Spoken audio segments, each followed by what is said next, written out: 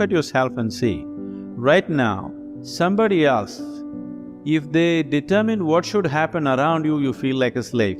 But right now, somebody else is determining what should happen within you. Is this not slavery? Somebody can decide whether you're happy or unhappy. Is this not slavery?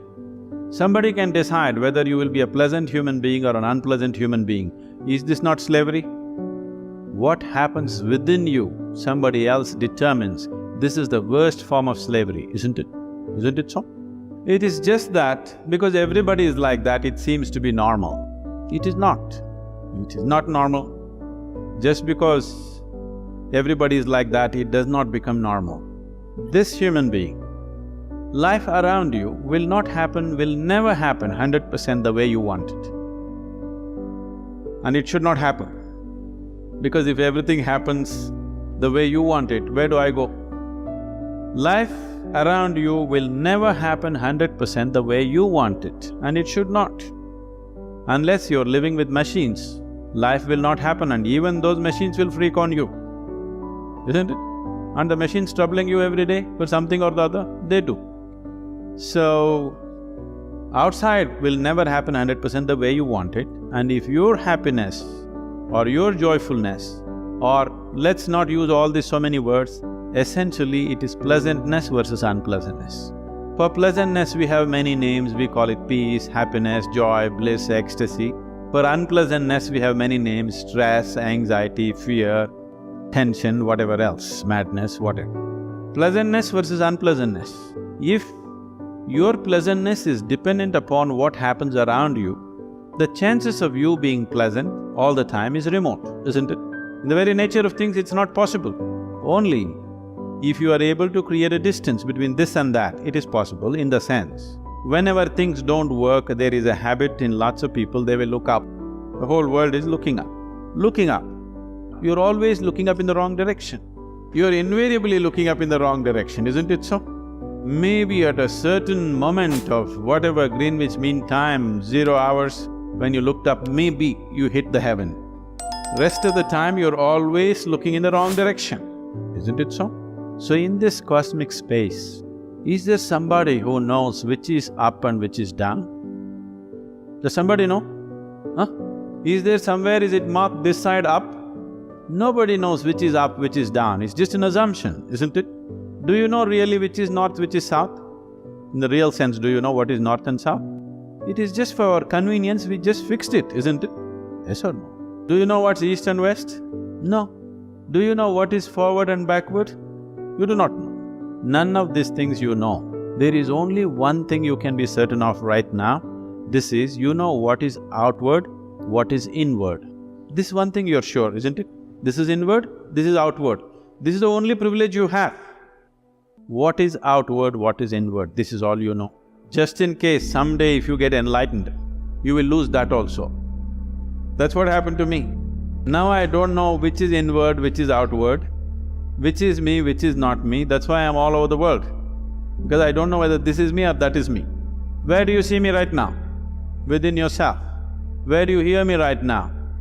Within yourself. Where have you seen the whole world? Within yourself. Have you ever experienced anything outside of yourself? Everything that ever happened to you, darkness and light happened within you, pain and pleasure happened within you, joy and misery happened within you. Have you ever experienced anything outside of yourself? So what I am asking you is, what happens within you? Who should determine how it should happen? What happens within you? Who should determine how this should happen? Somebody else? Definitely you should determine what should happen within this, isn't it? So if you determine what's happening within this, your whole experience of life will be determined by you, nobody else but you, isn't it? The events around you may not be determined by you, but how your experience of life is on this planet is 100% determined by you if you take charge of this. If you leave it loose, just about anybody will determine it. They will. Not consciously, they also like you by accident.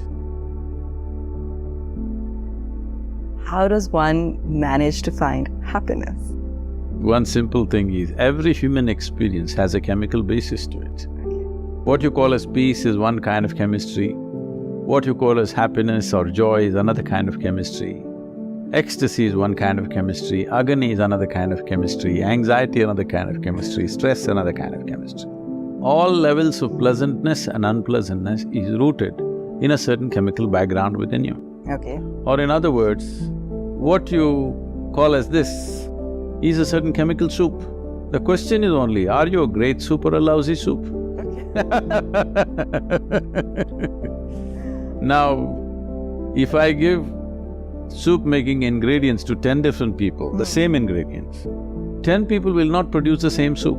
Sure. 10 soups will taste in 10 different ways, though the ingredients are same. Similarly, all of us are made with the same ingredients, but see in how many different ways we made ourselves.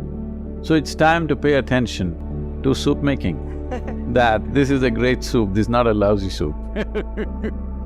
If you establish a chemistry of blissfulness, Right. that's how you will be. This is what we're teaching people. We are not advising people to be happy or peaceful. We are teaching them how to engineer your chemistry the way you want it.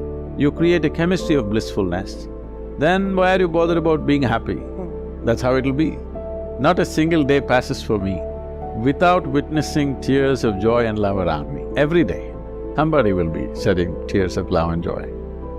I don't think there's a better way to live in this world, and all of us should strive to create our own circles of joyfulness and pleasantness around us. Because if you're not joyful by your own nature, if you're always going around with the fear of suffering, as long as fear of suffering is there within you, you will never walk your life with full stride. It'll always be half a step. Most human beings have crippled themselves simply because of fear of suffering. What will happen to me is always the question.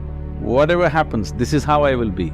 If this assurance comes to you, only now you will want to scale the peaks of life and see, what about it?